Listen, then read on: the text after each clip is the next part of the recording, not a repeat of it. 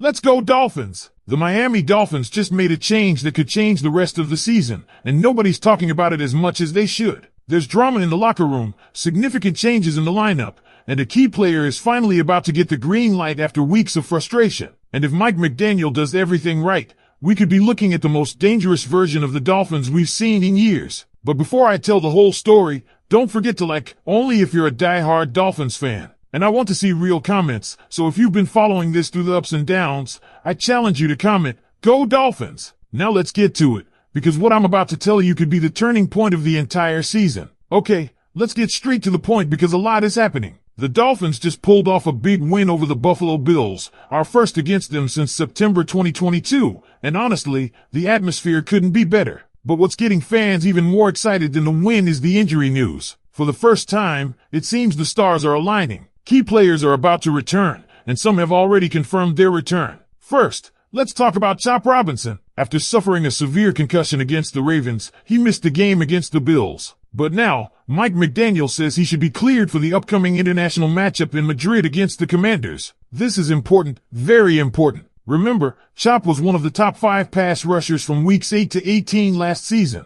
Yet, somehow, this year, he's only played about 35 to 36% of the snaps. That's unforgivable. Sure, Jalen Phillips was ahead of him and Bradley Chubb is the well-paid veteran. But how do you leave your future edge rusher on the bench like that? Well, that's about to change. Jalen Phillips is gone. He's been traded by the Eagles. Chubb had a monstrous game without Phillips, and now, with Chop's return, this is his moment. The Dolphins have no excuse not to unleash him. He needs to be on the field 67% or more of the time going forward. The fans have waited a long time to see this kid develop and improve, and with how inconsistent this season has been, it's time to prioritize the future. Put him on the field and let him destroy quarterbacks. Speaking of much-needed returns, let's move on to the offensive line. McDaniel surprised a bit during his press conference on Monday. For weeks, he avoided questions about injuries, especially regarding James Daniels and Austin Jackson. But this time, he said there's a real chance one of them could return this week. That could be a game-changer.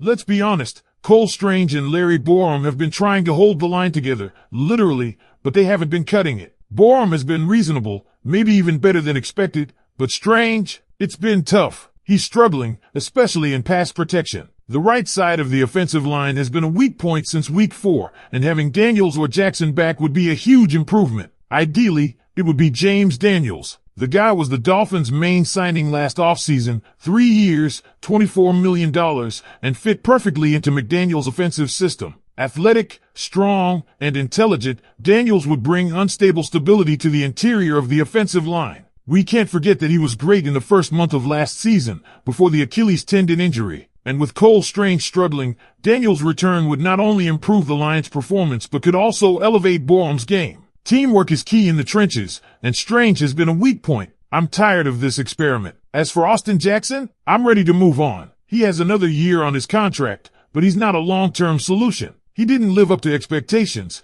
and if the Dolphins were drafted in the top 10, it's time to look for a real offensive attack. Names like Spencer Fano from Utah, Caden Proctor from Alabama, and Francis Mauigoa from Miami should be on Greer's radar if he doesn't mess everything up. But wait, there's more. We've received even more good news regarding injuries. Mike McDaniel is optimistic about the return of several key players who missed the game against the Bills. This includes wide receiver Destrich, shoulder, safety Ashton Davis, quadriceps, tight end Julian Hill, ankle, and cornerback Rasul Douglas. Hill's return will complete a solid group of tight ends that includes Greg Dulcich and Hayden Rucci, both with surprisingly good performances against Buffalo. But it's the cornerback situation that will generate some tension. With the possible return of Rasul Douglas, the Dolphins, Spatrick, who's been moved into the slot and has been a huge reason the defense has gone from dead last to mid-tier over the past month. That nickel role suits him, and you don't mess with that. Because here's the dilemma, Rasul Douglas has been nothing short of elite when healthy. He brings veteran leadership, physicality,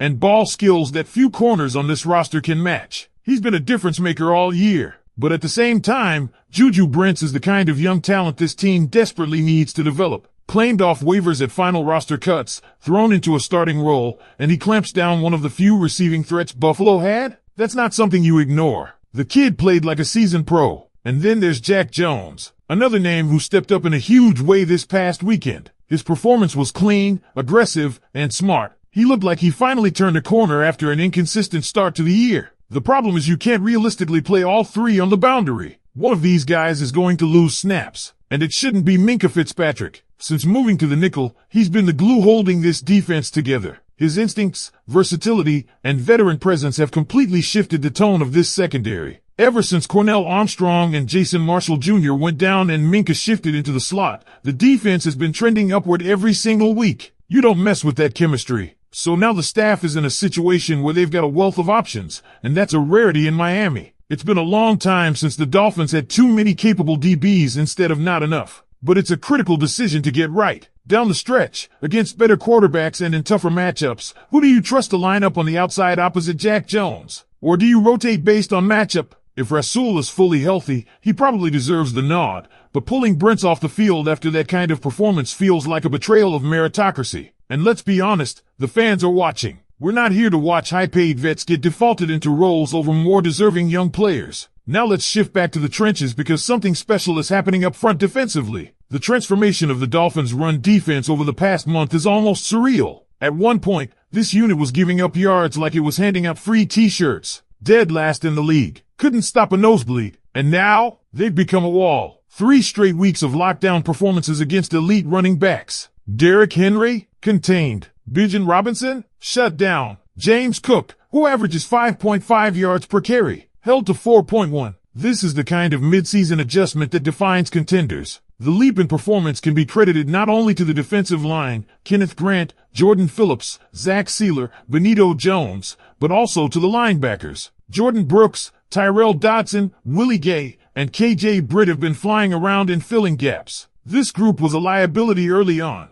Now, they're asserting dominance. It's textbook development. It's real coaching. It's guys buying in. And if the Dolphins can pair this newfound run-stuffing identity with a pass rush led by Bradley Chubb and, finally, a fully utilized Chop Robinson, they can make life hell for any offense. Think about that for a second. Miami could be entering the most crucial stretch of the season with a rejuvenated defense, bolstered offensive line, and key contributors returning from injury. This is the healthiest, deepest, and most balanced the roster has looked all year. The Dolphins have a real shot here. A serious shot to peak at the right time. But Mcdaniel can't do it all himself. The fans are watching closely. How this roster is managed in these final games will define whether or not this team is truly ready for the big stage. The Super Bowl window is cracking open, but only if Miami plays its cards right. So now I'm turning it over to you, Dolphins Nation. What should Mike McDaniel do with the cornerback rotation? Should Rasul Douglas start when he returns, or has Juju Brents earned that job? And how confident are you in this run defense sustaining its dominance? Drop your thoughts in the comments, and don't forget to like, subscribe, and tap that notification bell so you never miss an update. There's another video coming up on your screen now. Click it to keep the conversation going. Go Dolphins!